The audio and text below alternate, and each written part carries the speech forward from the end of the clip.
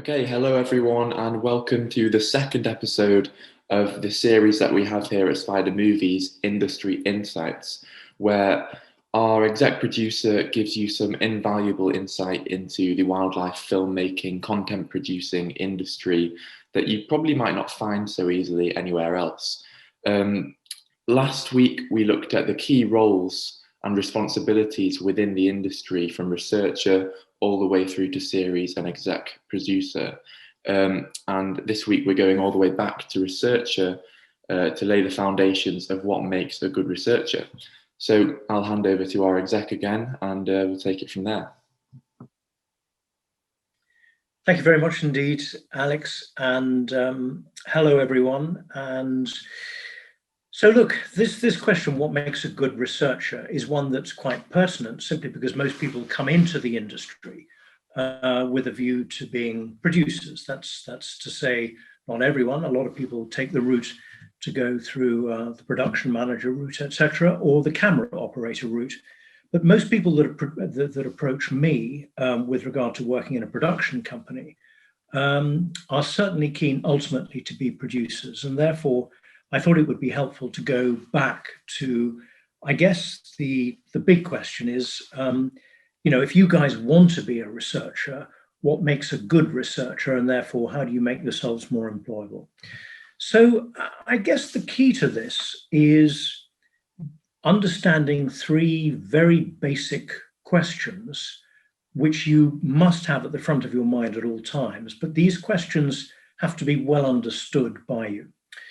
And those questions are, firstly, what exactly are you going to see? So if I'm the producer and you're the researcher, I will need to know in great detail, and you will need to fully understand exactly what you will see. So if you're reading any kind of scientific paper, or you're talking to a scientist, or you're talking to some kind of expert on the ground, just try and constantly ask questions with regard to how you can visualize that. As a researcher, you need a very developed visualization. It's a bit like an imagination, but you must be able to fully picture what is going to be seen by the cameraman, by the producer, by yourself, in order that the sequence can be explained, and therefore the producer can decide whether it's going to make good TV for the program. I'll probably come back to that question, but the next question is, when exactly is this going to happen? Now, it may be an open-ended question. It may be it kind of happens any time in the year, but that isn't good enough. For a filmmaker, they really need to know if it really can happen at any time. Is it filmable? If it can happen at any time, how can you condense that down? And certainly in the world of wildlife, you've always got a sort of a window. And even within that window, you can narrow it down again. And if you were to really say to or ask a scientist, look, right now, what is happening in the natural world this week? Now the sun is shining, what is happening this week? There's only 3 or 4 things happening that they will be able to say are happening this week and weren't happening last week and won't happen next week. And so, if you can really hone that down, you're helping everyone so much, because it does mean that the window for hiring the crew is narrowed down. It means, excuse me, that's my phone. It means that every chance that the shoot is going to be a failure is reduced. And then the third question, which is very pertinent, obviously, is where exactly are you going to film that? We're not talking about a river generally. We want to know more than that. We want to know exactly whereabouts on the river, maybe where the nearest village is. We want to know more than that. Where exactly does the scientist ever see this behavior? On which riverbank? The left bank, the right bank?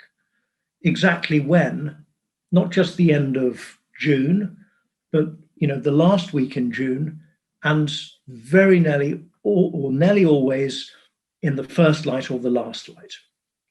So if I give you an example of a bad piece of research, a bad piece of research, if I'm making a film on otters, a half-an-hour film on otters, and I ask you as a researcher to go away and find out some interesting stories about, sequences that could go into this film. A bad researcher will present me with maybe 5 scientific papers which are indicating current research by a leading scientist in otters is indicating that 80% of their diet, of the otters' diet, is eels. And I mean, I'm interested in the fact that might be new to the world of otters, that they're eating so many eels, but it's not enough, absolutely not enough to be able to make a decision as to whether we're going to go and film it. So what makes a good researcher is someone who reads through that information, can grasp the overview, can contact the scientist, having read all that work. Don't forget, scientists hate being approached if you haven't read their books and their papers. Make sure you've done your homework before you contact them. And when you contact them, say, I've read all this stuff, it's really interesting. How do you know they're eating eels? Well, they say, I'm studying their scats, their feces. Okay, where do you find the feces? Well, I find them on the riverbank. When do you find these scats? Well, throughout the year. So everything's still a bit vague. You then narrow the questions down a bit more. Is there any particular place where you sense that the otters are eating these eels? And he says, yes, there's a rock in the middle of the river which has got skeletons and heads of eels. And I suspect that the eels are getting caught underwater, taken to this rock in the middle of the river, stripped of their flesh, and then the bones getting left there. So the next question would be, have you ever seen this behavior? And the scientist says, no. If he hasn't seen the behavior, it's saying something to you. You've got to say, well, when do you think it's happening? He might say, well, I suspect it's happening at night because I've been there every morning from 6 in the morning until 8 at night and I haven't seen anything. It's either happening, he'll say, in the last hour before I leave the river or happening in the night. And all the time you're condensing down the reality of when this behavior is actually happening and what he might see. And ultimately, if you're asking the right questions, you might deduce that, in fact, there's a fishing hut on the riverbank, which has got a power source very close to where he suspects this behavior is happening. So again, you might go on a recce as a researcher. Another great thing a researcher might be able to do is to use a camera, not with a view to being a camera operator, but just to use a camera in order to get to the location, film the distance that the rock is from the shore, maybe film a little piece from the scientist talking about the science behind the diet of the otter, and use the camera in a way that is able to help the rest of the production team absorb this information about the location and the reality of this sequence. And in the end, after asking a lot more questions, you can deduce, well, it's happening at night. It's not generally seen, but the evidence of them eating eels is always there on the rock because the scientist cleared the stone for you one night and yet there were more remains there the following night. That's a good conclusion. He's helping you work out this sequence. They are moving onto that rock at night, eating the eel and then slipping off again. What distance are they from the shore?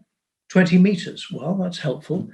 The rock is 20 meters out. You can reach that with a 50 to 1000 lens or a shorter lens. How are you going to power it? Well, there is a fishing hut close by with electric power. You don't need to use a generator. Generators are noisy, even the quiet ones, they're generally noisy, which would spook the otter.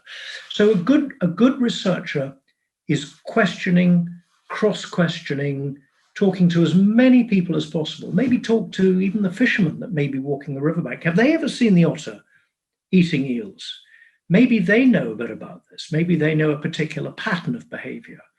Maybe by looking at the little bit of film that you took, the producer can work out with you that, in fact, if the sun is setting in the west, it's quite important to have some light coming in. So you want to be on the far bank and shooting towards the east in order that you've got enough light from behind you, or you're going to get glare in the lens. Just think about all these things that are relevant. And I would say that a good researcher really does hone down the reality that this is a bit of behavior that can be filmed at night on infrared or thermal imaging camera at the end of June from dusk until first light. And the distance from the bank means that we'll get quite decent headshots of the otter eating. Now, if in one paragraph you deliver all that information to a production company that's making a film on otters, I'm pretty sure you will get a week's contract to go and recce the location. And then depending on the strength of the recce and your commitment to the subject, you'll get another 2 or 3 week contract to join a camera operator to go and deliver that sequence. And if you deliver that sequence well, the chances are you'll be given a 3-month contract to continue working on the otter film. And if it's a great otter film because you're getting new behavior not seen before on TV because of your input, you'll be hired as a researcher on another program or series. So, I would say that to be a really good researcher, you've got to have lots of traits, but probably the most important is helping the production team to visualize, to really think through what can be seen, so that you're reading through any kind of amount of science or whatever and fully understanding what can be seen. You might even want to have a look on YouTube, see if anyone else has done similar kind of sequences, to see whether otters eating eels can actually be much more easily achieved up in the Shetlands, where the otters are more approachable and there are tourists getting within 5-10 meters of the otters. I mean, don't make life hell for yourself by going for a freshwater riverine otter that is shy as heck and doesn't like people, and it's a difficult sequence. If in fact, these otters are hoiking eels out of the River Thames just below London Bridge, and then they don't mind people at all. So keep your mind open as well. So look, I've probably been talking enough. Have either of you got any questions? I do have a question. Yeah. So thanks for that. That was very interesting. And my first question, I guess, would be, being at the base of the pyramid as a researcher, and often that being the first job that you might have in the industry. Researchers, I guess, especially in the initial stages, will lack the experience. So is there any sort of checking process by which the producer or someone above the researcher will check that what they've said is correct? Because obviously, if a researcher tells a producer that you're definitely going to get otters at this time in this place, and then they go and spend lots of money getting the camera team there, and it turns out the researcher has just made some mistakes, and obviously that's a big waste of everyone's time and money.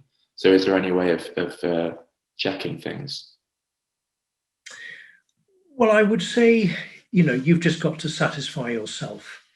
And I've got it right on some occasions, and I've got it wrong on many occasions. But the secret of being a good researcher is to minimize the risk of it going wrong and to satisfy yourself. And I think that you can do that at virtually zero cost. If you say to the researcher, I really want to satisfy myself, I want to get to the location, I just need a hire car to get me over there, or whatever you need, a bus or a bicycle, they will back you up. They'll support you to satisfy yourself. And if after 2 nights you haven't seen the otter, maybe with a torch, with a red handkerchief over it, if you still haven't seen the otter yourself, you've got to think really hard as to whether this can be achieved in a week. If it can, then you can continue to make the risk assessment. But if I were in that situation, I wouldn't wish to say to a producer it was definitely possible until I'd seen it for myself. And for instance, when I made a film on stoats, one of my first films, I found a location where the stoats were active in a place where only guide dogs were allowed, and the place was heaving with rabbits, but no other dogs were allowed on the location. And I saw for myself a stoat chasing a rabbit, and the rabbit was using me to try and get the stoat to break away, but they didn't, and they were literally running around my feet, and the stoat was like an escaped animal. It was so unafraid. And I was so impressed with this opportunity that, with a camera, I was able to record a little bit of behavior and sell to the then series editor of a strand called Wildlife on One that there was a great film to be made up there. But if anyone had said to me over the phone, "Oh, come up here, we've got, you can see stoats on a regular basis when they're breeding, they'll be running around your feet," I'd have said, no way is a stoat going to be running around my feet. I know stoats well enough to know that ain't going to happen. But actually, on the recce, I was more than comfortable that this was an extraordinary location. And I think sometimes, as naturalists, we do come across scenarios which are extraordinary. We're observing behavior, which is very, very unusual to see generally, but this is a real opportunity. So I think, to be fair, Alex, back to your question, it does go wrong. Of course it goes wrong, and we all get it wrong. But the secret of being a good researcher is getting it wrong as fewer times as possible. And just be honest with yourself. Don't sell an idea as being achievable just to get your contract extended. It's much better that you're honest and you say to the producer, "I don't think this is going to work." I mean, that is honestly as good research as saying it is going to work and then failing.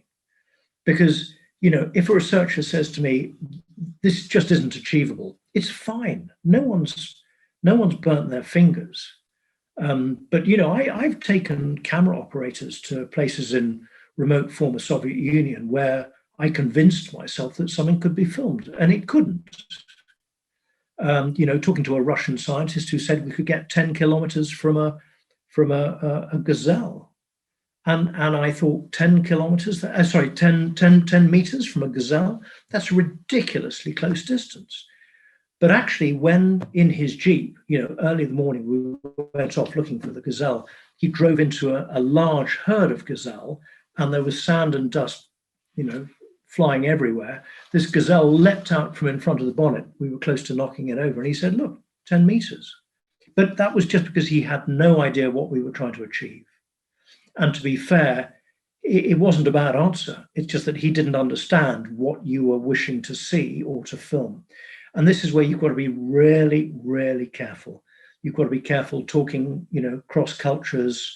You've got to be careful to make sure that you're all fully understanding of what they mean when they say something can be seen, because they may come from a very different perspective. Amelie, have you got any questions?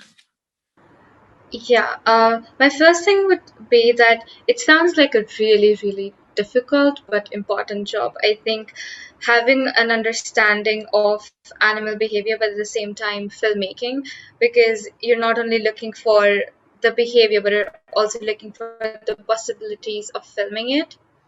So, as Alex also said, it sounds like a very, very important job that cannot go wrong at all.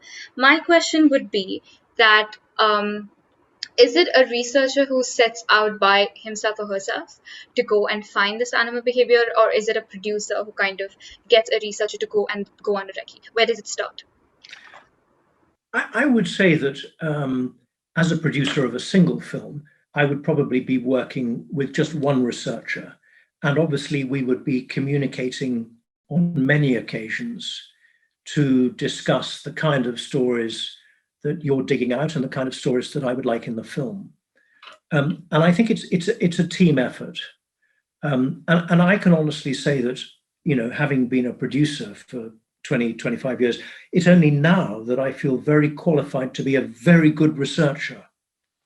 Only now, because I fully understand, the need to have an understanding of the technical limitations, the range of types of camera, the range of lenses, how ultraviolet or thermal imaging cameras have evolved.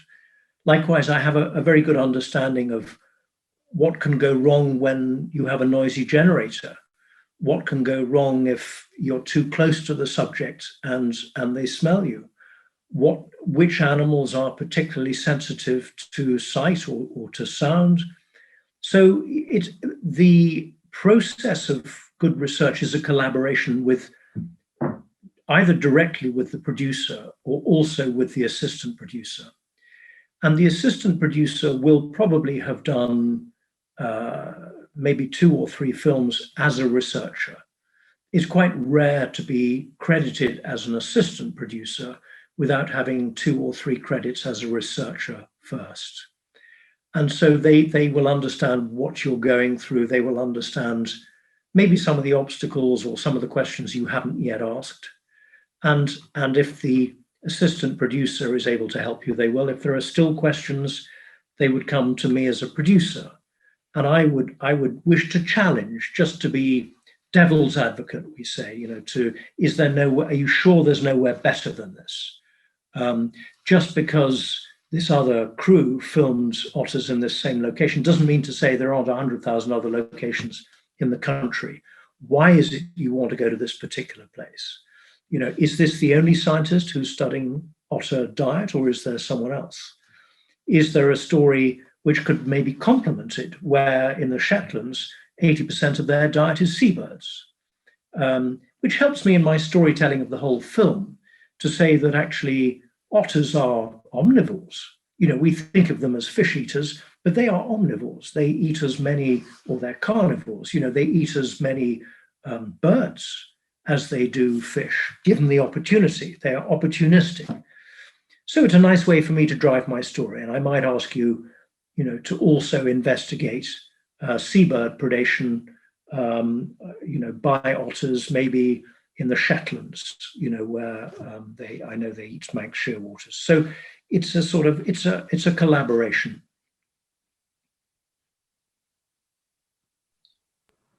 Another question.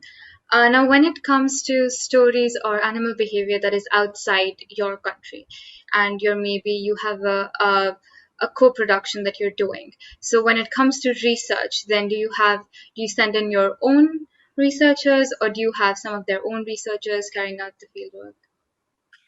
I think in that instance, ultimately, we are trying to reach local knowledge sources. And it's highly likely that the co-producer will have better access to the same language and better access to the science on the ground than we will over here in the UK.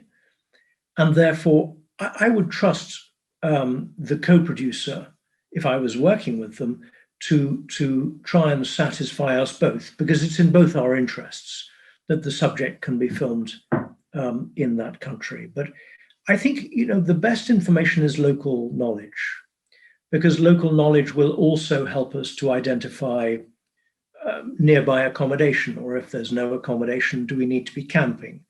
And if this is a national park, do we need permits? All that kind of information is much better sourced locally than in the originating country. Like in the UK, that would be hard if I was investigating a story in, say, China. And so I think that you work closely with your co-producers, and local knowledge requires, I think, an understanding of modern science. I mean, sometimes in the past, I have made films when I have depended on the knowledge of rangers or wardens, and this can be slightly misleading. Sometimes they want to tell you information which they know you want to hear, not that it's really happening. And they're doing that simply because they don't wish you to be disillusioned with their park or with their country or whatever it may be.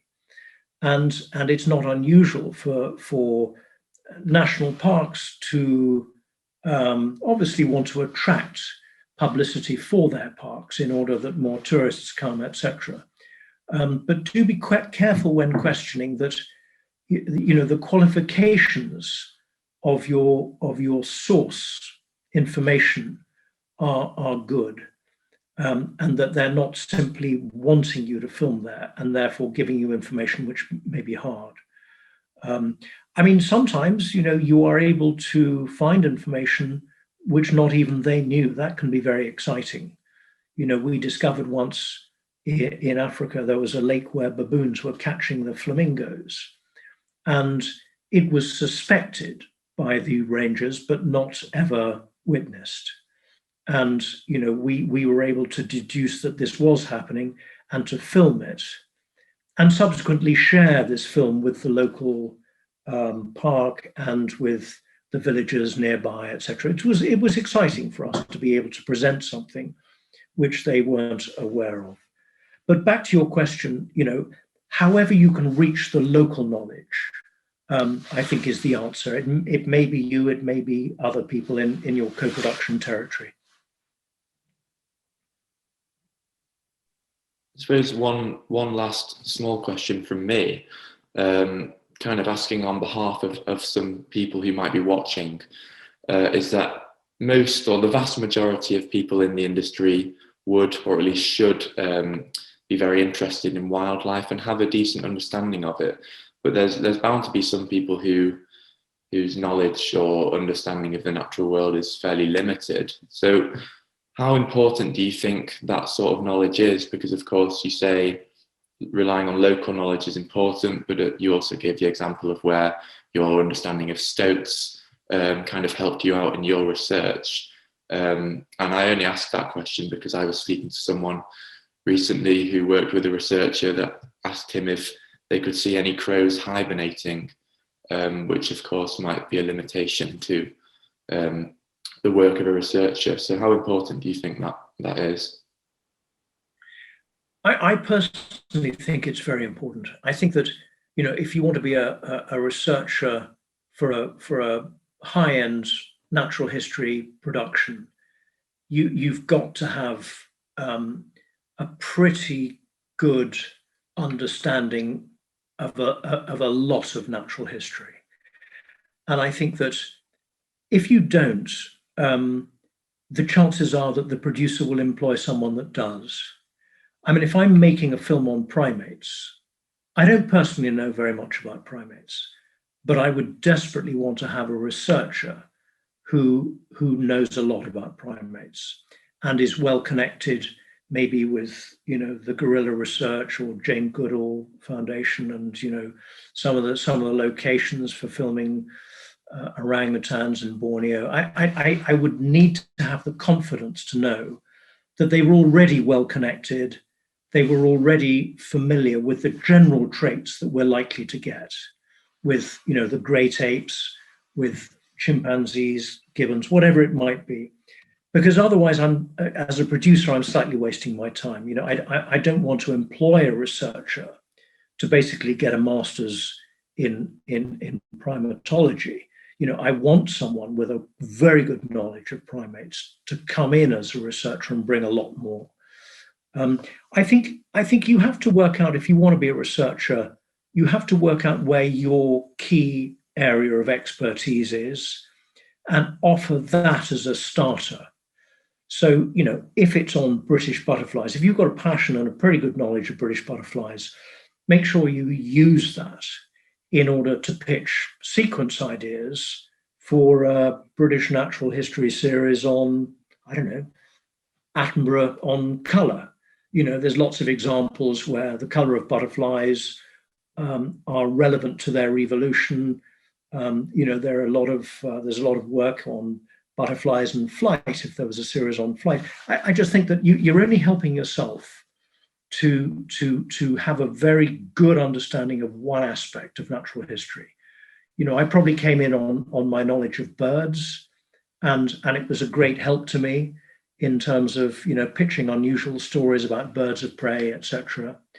I think honestly, if you haven't got a particular pet subject, and even if you're an academic zoologist, and you know how to ask the right questions, if you have an area of particular interest, like maybe you did work experience with orangutans, or you spent a year working with the meerkats in East Africa, use that as your calling card to say, I think there's a sequence to be done with meerkats for your program, which is going to be very, very relevant. And then, you've got everything else behind you. You might have made a few short films. You might be quite good with a camera.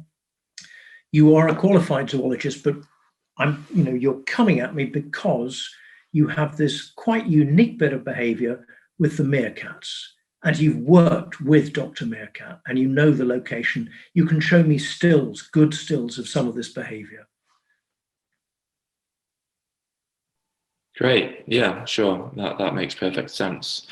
And I guess we have a remaining time of 7 minutes on this Zoom call, so perhaps we should end episode 2 there, if that's okay with everyone else.